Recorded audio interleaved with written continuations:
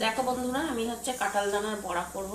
তো দেখো, কাঁঠাল দানাগুলোকে ছাড়িয়ে ভালো করে ছোট ছোট করে কুচো করে নিয়েছি। দেখো, দেখাতে পারছি কি না ঠিক বুঝতে পারছি না।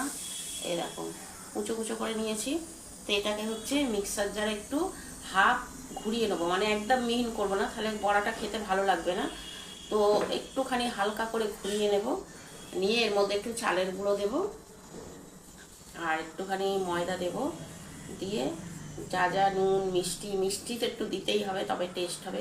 তা চলো তোমরা ভিডিওটা দেখতে থাকো। আমি এটাকে মিক্সার জারে ঘুরিয়ে নারকলের মতন ঝুরঝুরে। এই যে দেখো আমি কি কি দিয়েছি এখানে। ময়দা দেবো বলেছিলাম, ময়দা দিইনি, বেসন দিলাম, নুন দিলাম, এখানে দিলাম চালের গুঁড়ো, চিনি, আর এখানে দিয়েছি হলুদ আর লঙ্কা। তো এটাকে আগে ভালো করে মিক্সড করে নেবো, তারপরে আমি অল্প অল্প জল দিয়ে এটাকে মাখবো।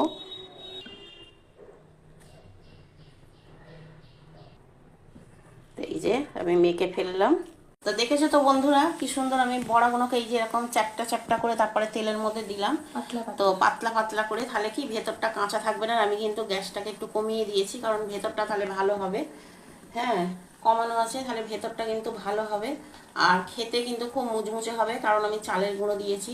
তো আমার ভিডিওটা কেমন লাগলো তোমরা কিন্তু কমেন্টে জানিও।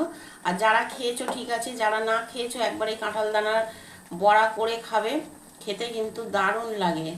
তা চলো, সবাইকে টাটা।